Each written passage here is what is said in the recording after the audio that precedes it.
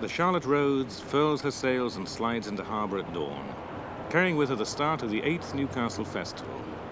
Our boat comes in, but will her cargo please the natives?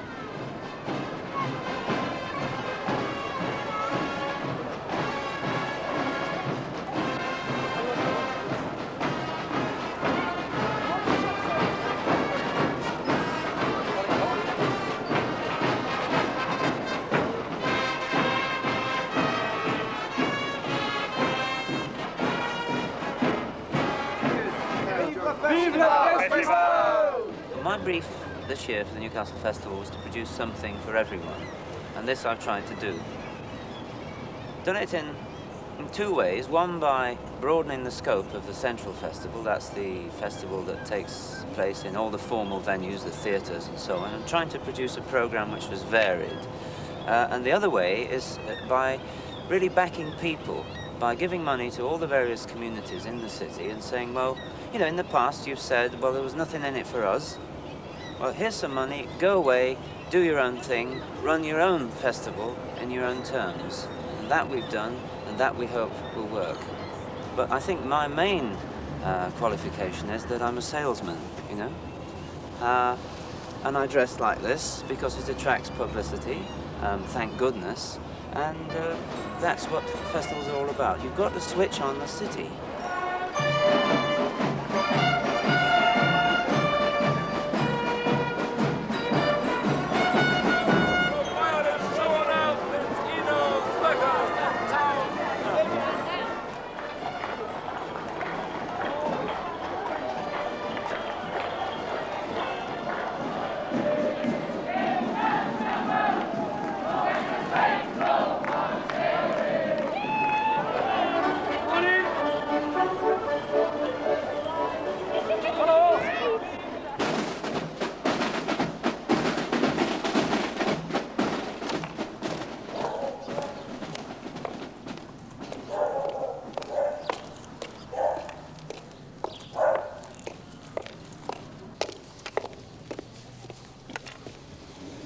There are other festivals around the country, in Harrogate, York, Bath, Cheltenham. I think it's clear from the way other festivals advertise themselves that they're about other things. They're about art, they're about culture with a capital K. That's not to say that we're not. It's just that predominantly we're about fun. And so we've devised this little character, Festival Fred, in order to publicise this.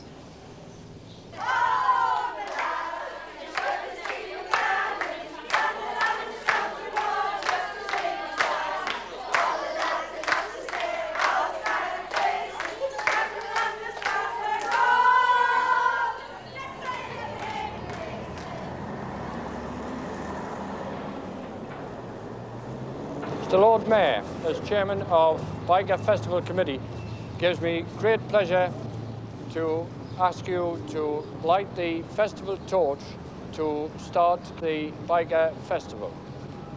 Pleasure.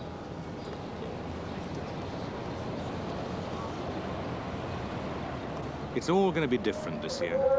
City centre culture has to share the limelight with 10 area festivals and their ideas of festive fun. Byker is one. A proud old community of riverside Geordies fighting a back-to-back action against redevelopment.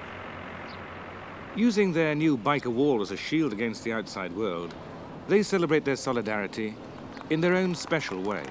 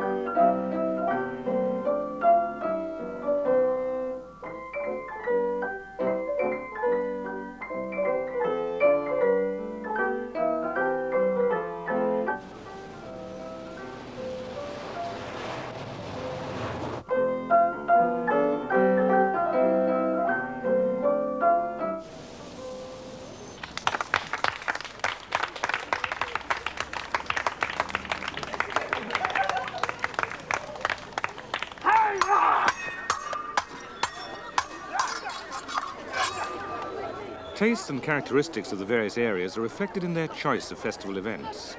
And this very aspect is expected to end what some say has been the 7 years' bad luck of the Newcastle Festival so far. I think it's the best festival that Newcastle's ever had. Without any doubt, the idea of taking it into the communities is working right from the very start. I can remember, you know, even the wartime when, in fact, we celebrated with street parties and that. There's been nothing like it since. Well, you get the occasional coronation, but let's have a little bit more of this sort of atmosphere in the community at large.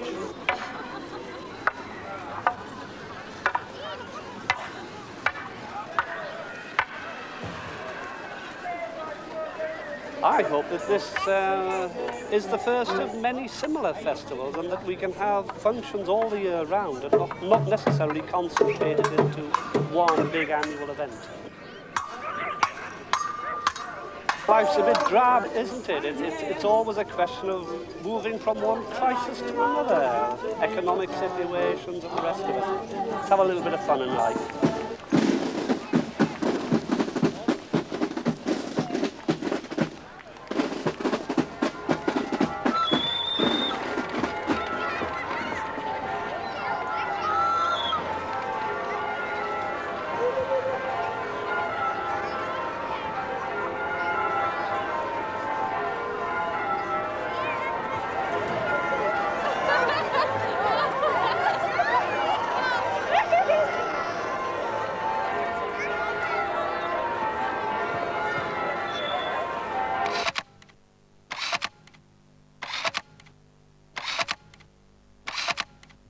I have a picture of the street tea. You'll notice the absence of men. They were all at work. They came in after 5 o'clock. But the tables were set right up the street. And if you had table, and we did have tablecloths. We didn't have newspapers. We had tablecloths. And you all lent tablecloths and they were on trestle tables. Or you brought the kitchen tables out. If they couldn't get, you brought, everybody would lend a kitchen table. And we'd have them all up the street or at the top of the street, you see. And there would be lemonade for the kiddies. There would be tea. There would be no hard drinks there. Not at a street tea. No spirits, no beer. That would come after, later at night. But the kiddies would have jellies and, you know, the usual things that kiddies have at parties, you see, sandwiches and things. And then after the tea was cleared, the tables would be sort of pushed away and the races would start. And there was all kinds of games. And then at night there'd be a sing-song, you see. And there was they would vie with each other. There would be flags out and bunting. It was an event. I can't describe the feeling that was there. You see, the children of today have so much. But what I feel most about the children and what they miss is the sense of wonder. It's gone.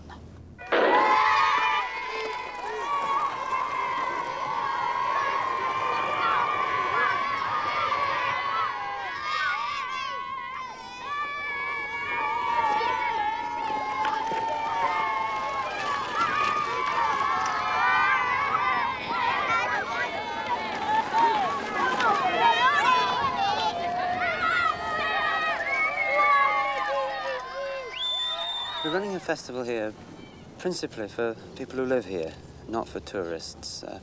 Did a bit of research to find out how many people had come to past festivals in Newcastle, and it works out that basically it's festival directors' aunties, you know, and that the tourist input is negligible because Newcastle isn't a tourist place, and therefore it's got to have a different sort of festival. The key to producing something for everybody is to get them to do it themselves, because only that way can you really do something for everybody. My position is quite clear. You know, I've been given a brief to produce something for everybody, and this is the way that I've seen to do it. If the brief had been to produce a festival for tourists, then the festival would have looked quite different. And anyway, you know, just in terms of money, we're talking here about a £40,000 festival.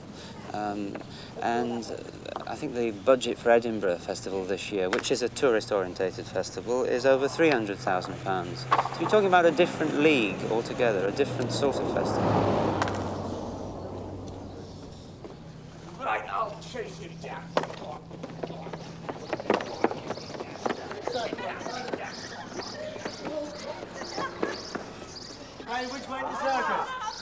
that way. All right.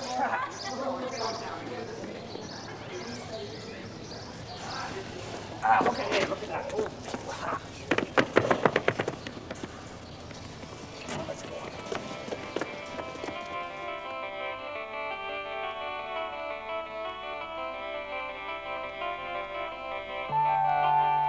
The exhibitions, concerts and lectures are still there in the city centre. Without them, for many, a festival would not be a festival. But as ever, the usual arguments crop up about whether the highbrow is high enough.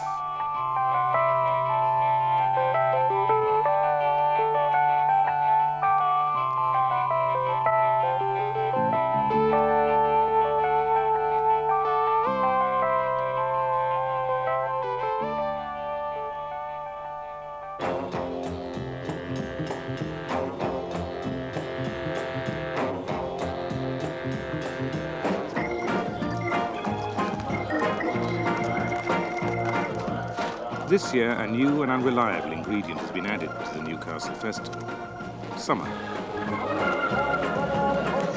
In October, it used to coincide with the visits of opera and ballet.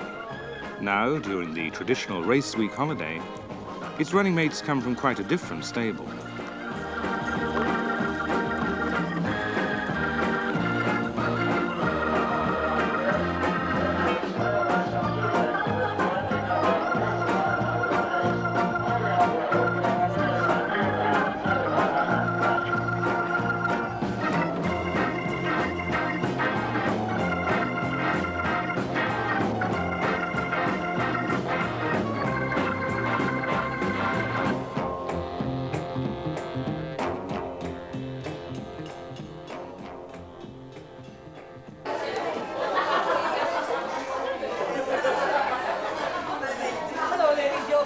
A holiday atmosphere makes for a holiday festival, which, unlike an arts festival, demands satisfaction for an even greater variety of tastes. There you are.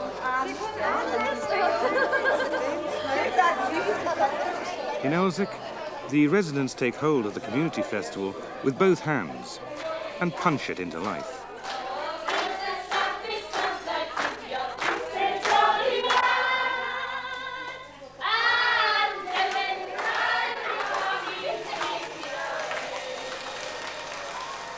But homemade entertainment doesn't diminish the appeal of the professionals. They fly in, ready to join in the fun too. Grants for the festival are small, the main income being money from 26,000 tickets sold for city events. The ratepayer's contribution is £20,000, 5 pence a head to gaze at the stars, to have some fun and take a rare opportunity for a fresh look at themselves and their neighbours. We live in such a gloomy, miserable world at the moment that any form of entertainment where people can enjoy themselves must serve a purpose. All the big towns should have their own festivals. I'm surprised that a lot of the others haven't, because I think it's a marvellous thing because people talk about it. For me, it's a real pleasure to be involved with a festival because, you know, a festival brings together entertainers and actors and friends of mine in the profession that I haven't seen for years. Festival, I think, is a wonderful idea for Newcastle. I love it. The only thing is I'm a bit worried about what you've done to the town, the old Newcastle. Festivals always seem to have the same feel. I sometimes feel that the menu offered is too rich. Often when I'm abroad on a festival and the menu is particularly rich, one goes mad with frustration because, you know, you can't go to everything. I think your festival here is marvellously rich fare. And people like to do things themselves, don't they, and make their own fun, you know. A lot of it is amateur, I believe, isn't it? So therefore, we were talking about that last night, I think, somewhere in Sunderland, and amateurs have a great time and enjoy themselves, and their friends and relations are enchanted by what they see. But that's something else. But they have fun, and that's the main thing. If they have fun in this day and age, in 1976, to amuse themselves and give pleasure to other people, that's great.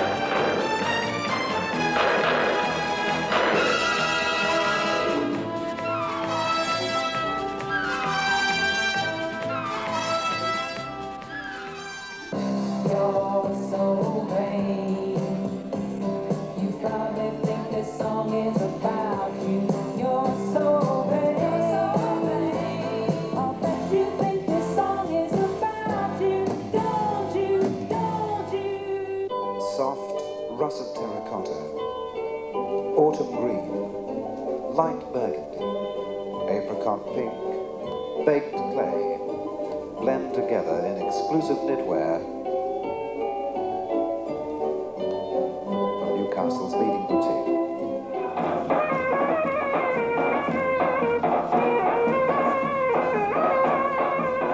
In our movement towards a multiracial society, for members of a community to enjoy themselves together is even more important. In this event, the Turks, Indians, Welsh, Irish and Italians of Tyneside show how easy it could be.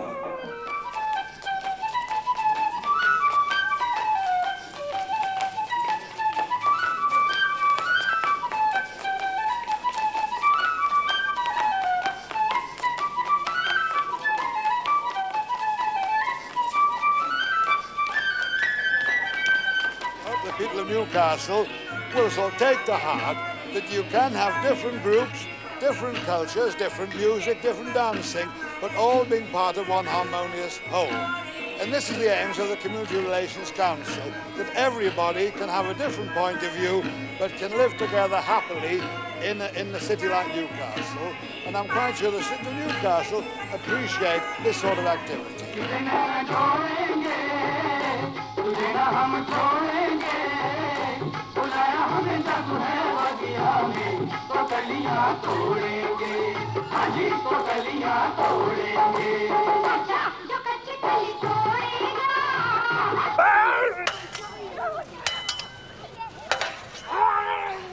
Well, thanks very much to the weather, the community festivals are going absolute bomb.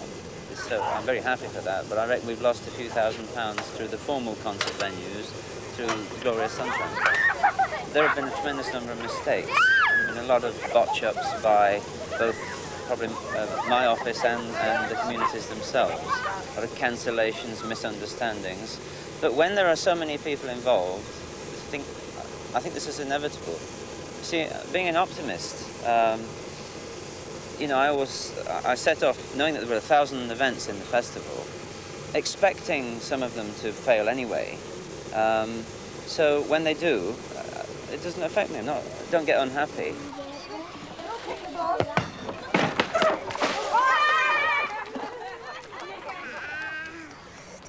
I think people are organised into these things more nowadays because they move generally around the country. They've less close family connections. They don't know so many people originally. They make friends in the area, perhaps, but they need something to trigger them off. I think public money is well spent in investing in these community festivals. I think there's a great need in people's lives for meeting other people and really getting together and enjoying themselves together. Life is very serious nowadays, and it's time we had fun.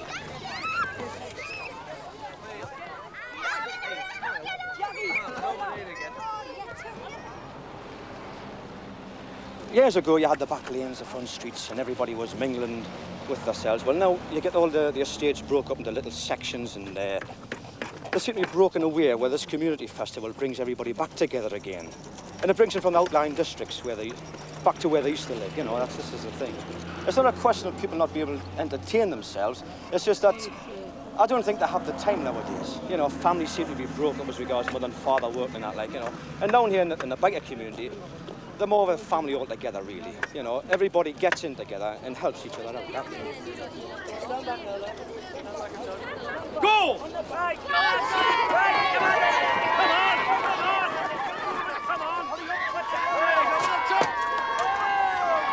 Come on, let's get it started. I'll hold it up, that's it. And away we go. That's it. Up we go.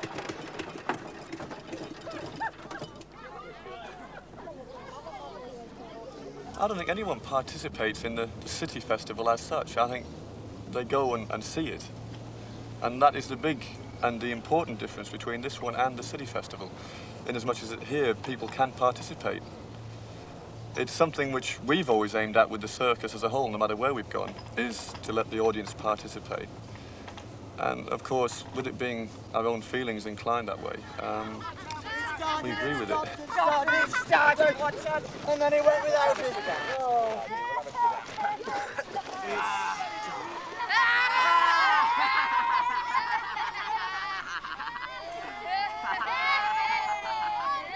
From all 10 community festivals of Newcastle rises the sound of fun and games. But do the arts directors and festival fundraisers think they've got their money's worth? There's been a feeling of fiesta about this festival, of an atmosphere of enjoyment and real honest pleasure. Of course, the sun has helped, but nevertheless, the festival itself, I think, has had that atmosphere of being a really good occasion for everyone. I think it has done remarkably well. It was arranged, as you know, at fairly short notice. Considerable strain for the director to get it all organised. But I think what has happened has been quite remarkable. The appeal has been broadened. Far more people have come out and done things than would otherwise do, and this has been very successful. As the 2-week festival draws to a close and Andy Hudson nears the end of his 1-year contract, the pressure of playing straight man to the carnival takes its toll. Letters to the press, abusive phone calls, disruption of privacy have all come to one small family as the price of festival publicity. I think the salesman type approach has worked. We've got lots of people into lots of concerts. We've got an atmosphere engendered in the city that something's happening. It's that thing of, if you run a parade, you're trying to stop traffic. And we've stopped traffic, and we've made people look, we've made people criticise, you know, judging by the amount of abuse I get. I mean, obviously somebody knows it's happening. We've worked towards this. It's almost like an exam, you know, you work towards it for a whole year, and then it's all over in 3 weeks. And so we're feeling quite stressful, I think, and I don't think people realise very often that you are feeling under pressure. There is absolutely no job security in this particular job. You don't know from year to year whether you're going to be employed, and one's future hangs in the balance from year to year, and you're only as good as your last festival. The festival director's job's rather like a football manager's, except it's possibly more risky. You know, I've got about as much chance as having my job next year as Gordon Lee has of keeping his at Newcastle United. It's a similar sort of thing, except my team's winning.